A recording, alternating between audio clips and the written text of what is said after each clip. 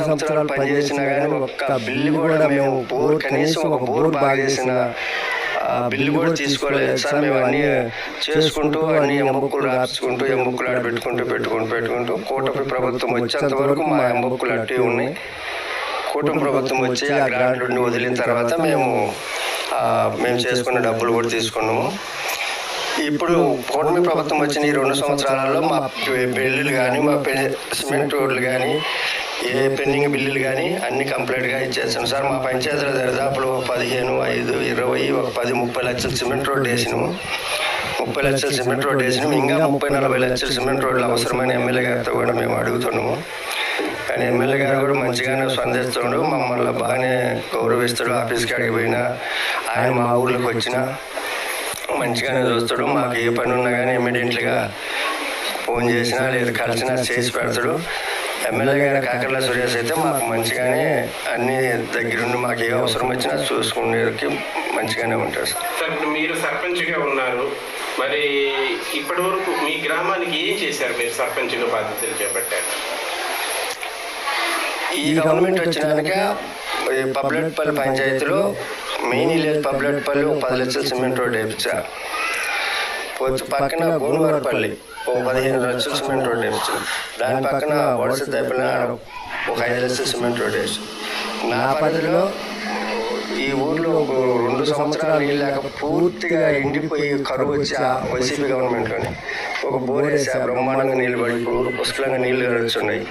పోతే నా పరిధిలో ఈ కూటమి ప్రభుత్వం వచ్చిన తర్వాత ఏం చేసినా ఇప్పుడే చేసినా కానీ అంతకుముందు చేసింది అయితే నేను ఏం చెప్పాను సార్ చేయకుండా వాళ్ళు ఇవ్వలేదు, నేను చేయలేకపోయాను. ఏం చేయలే. వైసీపీ గవర్నమెంట్లో సర్పంచ్గా ఉన్న 3 సంవత్సరాలు నేను ఏం చేయలే. ఈ గవర్నమెంట్ వచ్చిన తర్వాత 30 లక్షల సిమెంట్ రోడ్లు వేపించినాము. ఎమ్మెల్యేగా గెలిచిన అమ్మంటే అదే నెలలోనే మంచి బ్రహ్మాండంగా బోర్ వేయించను. బోర్లో మంచి వాటర్ పని ఇప్పుడు ఊరంతా పుష్కలంగా నీళ్ళు నడుస్తున్నాయి. ఆ తర్వాత ఏం కావాలన్నా కానీ ఇమ్మీడియట్లీ సార్ నాకు ఊరికి పలానా కావాలి పంచాయతీకి ఇప్పుడు నాకు ఎమ్మటెమ్మటే 2 సంవత్సరాలు 30 లక్షల సిమెంట్ పనులు ఇచ్చాను. రోడ్లు వేసుకున్నాము. ఇంకా ఒక 10-30 లక్షలు అయితే కంప్లీట్ అయిపోతుంది సార్ అని అడుగుతున్నా. సరే తేపో వేసుకుందాలని కూడా చెప్తున్నాడు.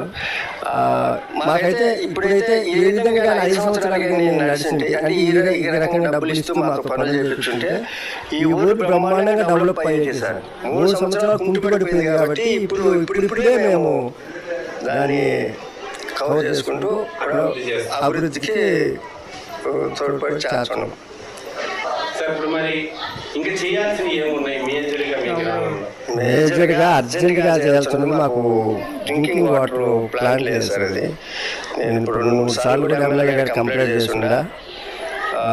ఇతాప ఎంపీ గారి గ్రాంట్లో పెట్టిద్దాం అది ఇదని చెప్తాడు. ఎమర్జెన్సీగా మాకు నేను గవర్నమెంట్తో ఇప్పుడు చాలాసార్లు నేను కంప్లైంట్ పెట్టున్నా. ఈ మాకు మా జిల్లాలో అందుబాటులోకి రావట్లేదు. డ్రింకింగ్ వాటర్ ప్లాంట్ కావాలి మాకు. ఇంతకుముందు నడిచింది సార్, అది ఫెయిల్. వైసీపీ గవర్నమెంట్ చేశారు మా ఊరు కూడా. పంచాయతీలు చేస్తే అది ఫెయిల్. ఒక బోరు పనిచేయలే, వాళ్ళు వేసిన ఒక పైప్ పనిచేయలే. ఆ నీళ్ళు అసలు ఊర్లకు కూడా రాలే. వేస్ట్గా 18 లక్షల రూపాయలు రేట్లో పడేసిండ్రు. అది వైసీపీ గవర్నమెంట్ చేసింది. అది ఎత్తిపోయింది. ఆ పథకం లేదు అసలు.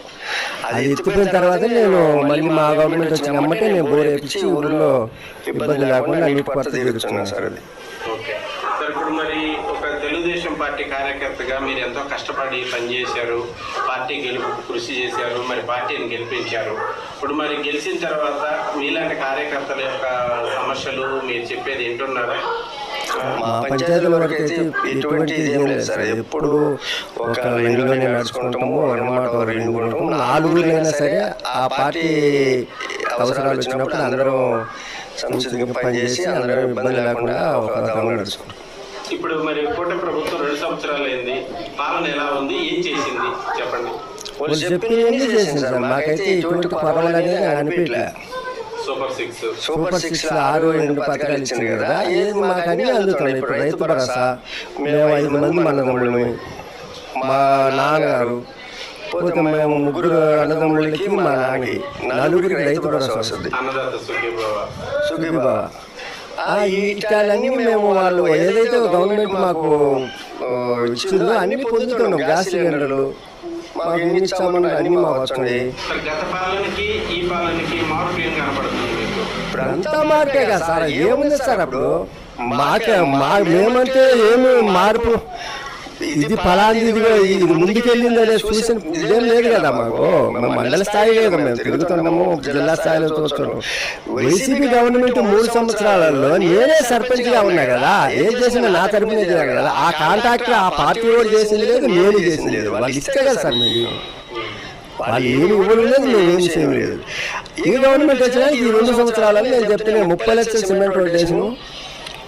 ఊర్లో యాడ ఇబ్బంది లేకుండా నీళ్లు నడుపుతున్నాము, బోర్లు వేసినాము, బోర్లలో బ్రహ్మాండంగా నీళ్లు వస్తున్నాయి. ఊరికి ఎటువంటి నీటి సమస్య లేకుండా మేము చూసుకుంటున్నాము. అన్ని విధాలు బాగానే ఉంది. మాకు ఏదైతే గవర్నమెంట్ హామీ ఇచ్చిందో ఫలాన్ని మీకు ఇస్తున్నామని అన్నీ మాకు వస్తుండే, మేము బ్రహ్మాండంగా ఆనందంగా ఉన్నామని మేము పబ్లిక్లో కూడా చెప్పుకోగలుగుతాం సార్. Super sir. మరి ఇప్పుడు 2 సంవత్సరాల పాలన అయిపోయింది, ఇంకా 3 సంవత్సరాలు ఉంది.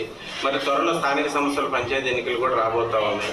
మరి కూటమి ప్రభుత్వం ఏం చేస్తే బాగుంటుంది? మరి ప్రజల్లో మళ్ళీ గెలవాలంటే ఏం చేయాలి? ఇప్పుడు ప్రస్తుతం పింఛన్లు ఆపేస్తుంది. పింఛన్లు ఆపేసింది అంటే వితంతు పింఛన్లు ఆపింది, వికలాంగ పింఛన్లు ఆపింది. ఇప్పుడు 2 సంవత్సరాలు అయ్యి గవర్నమెంట్ వచ్చిన తర్వాత ఈ 2 సంవత్సరాలలో వితంతులైన వాళ్ళు పింఛన్లకి మమ్మల్ని రోజు అడుగుతూ ఉంటారు, సార్ మాకు పింఛన్ ఎప్పుడు ఇస్తారండి. ఇప్పుడు ఎమర్జెన్సీ పింఛన్లు వదలాలా, పోతే వికలాంగ పింఛన్లు వదలాలా, ఈ 2 పింఛన్లు వదలాలా. కాలనీ ఇస్తుంది, కాలనీ ఇచ్చే ముందు ఆ ఇంటి వాడికి స్థలం లేని వాళ్ళు చాలా మంది ఉన్నారు సార్ మా పల్లెల్లో.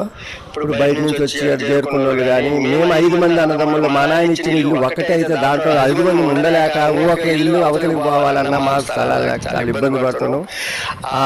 మాకు ఆ స్థలాలు అంటూ ఎక్కడొక్కడ గవర్నమెంట్ ల్యాండ్ కాడ ఒక ఇబ్బంది పడిన వాళ్ళకి స్థలాలు ఇస్తూ వాళ్ళ కాలనీ కానీ ఇస్తే అంటే మా ఊరే కాదు సార్, ఎక్కడైనా ఇలాంటి ఈ 2 మంచిగా తొందరగా వాళ్ళు వదిలిపెట్టి మాకు చేయగలిగితే ఇంకా మన గవర్నమెంట్ మంచి పేరు వస్తుంది, మంచిగా ఇంకా పబ్లిక్ లో మంచి ఇది ఉంటుంది సార్. సార్ ఇప్పుడు మరి ఇదే పాలన ఇదే విధంగా కొనసాగితే మళ్ళీ అధికారంలోకి రాగలరా? బ్రహ్మాండంగా సార్. మేమైతే ఇంకా ఎక్కడ మాట్లాడేది లేదు, ఎవరితో మాట్లాడిచ్చేది లేదు. మరి ప్రజలు ఎలా ఉంది స్పందన? ప్రజలు ఏమనుకుంటున్నారు కూటమి పాలన గురించి? సార్ ఇప్పుడు వైసీపీ వాళ్ళు ఉంటారు, ఎంత తిన్నా సరే వాళ్ళు మన టీడీపీ వాళ్ళని తిరుగుతూనే ఉంటారు. అట్లే టీడీపీ వాళ్ళు కూడా ముందు అలాగే తిట్టుంటారు. చెప్పలేము.